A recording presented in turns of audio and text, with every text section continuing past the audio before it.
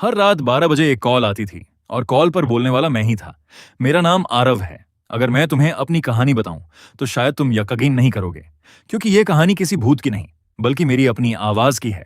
करीब 1 महीने पहले आह हर रात ठीक 12 बजे मेरे फोन पर एक अनजान नंबर से कॉल आने लगी।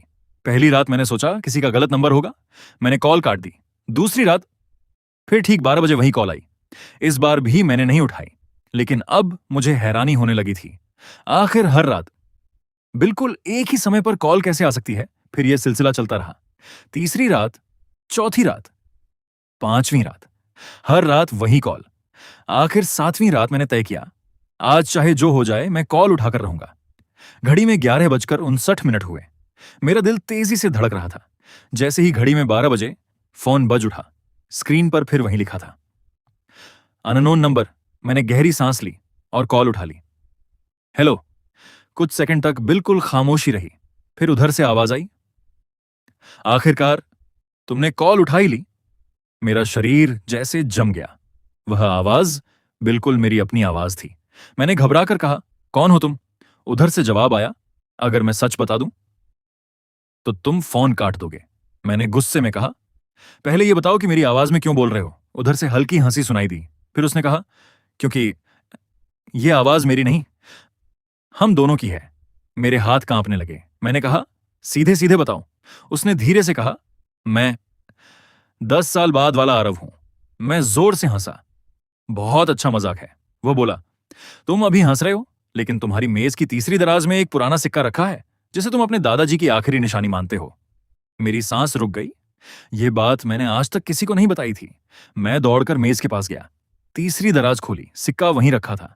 मैं वापस फोन पर आया। मेरी आवाज कांप रही थी, तुम सच में कौन हो? इस बार उसकी आवाज बिल्कुल गंभीर थी। मेरे पास ज्यादा समय नहीं है, जो मैं कहूं बस वही करना। मैंने पूछा, क्यों? उसने कहा, क्योंकि आज रात 12:17 पर तुम्हारे घर की घंटी बजेगी। मैंने कहा, इस समय कौन आएगा? उसने धीरे से कहा, जो भी आए किसी भी हालत में दरवाजा मत खोलना। मैं कुछ और पूछ पाता उससे पहले ही कॉल कट गई।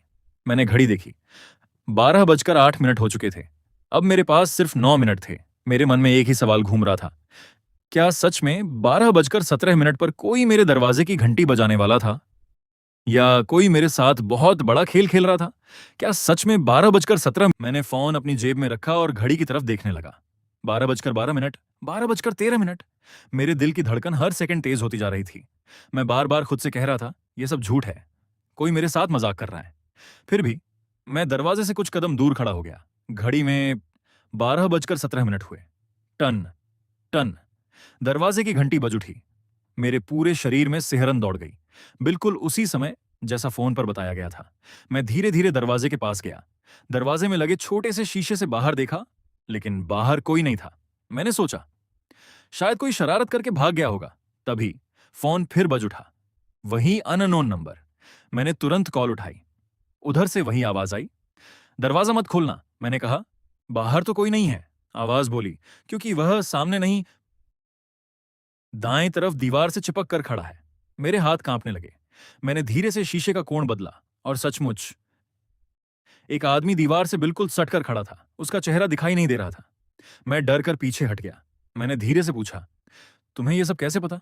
आवाज बोली, क्योंकि 10 साल पहले मैंने यही गलती की थी। मैंने घबरा कर पूछा, अगर मैं दरवाजा खोल देता तो क्या होता? कुछ पल खजमोशी रही। फिर उसने कहा, वह आदमी तुम्हें एक लिफाफा देता, तुम बिना सोचे उसे रख लेते और अगले ही दिन तुम्हारी जिंदगी बदल जाती। मैंने पूछा, उस लिफाफे में क्या था? आवाज बोली, यही तो गलती है, मैं अभी सब कुछ नहीं बता सकता। अगर मैंने अभी सच बता दिया तो शायद ये कॉल कभी हो ही नहीं पाएगी। मैं कुछ समझ नहीं पा रहा था। तभी बाहर से फिर घंटी बजी, इस बार पहले से ज्यादा जोर से। फिर किसी ने दरवाजे के नीचे से एक सफेद लिफाफा अंदर सरका दिया। कुछ सेकंड बाद बाहर कदमों की आवाज आई और फिर सब कुछ शांत हो गया। मैंने कांपते हाथों से लिफाफे को देखा। उसे छूने ही वाला था कि फोन पर आवाज आई, नहीं। मैं वहीं रुक गया। उसे अभी मत खोलना। मैंने पूछा, क्यों?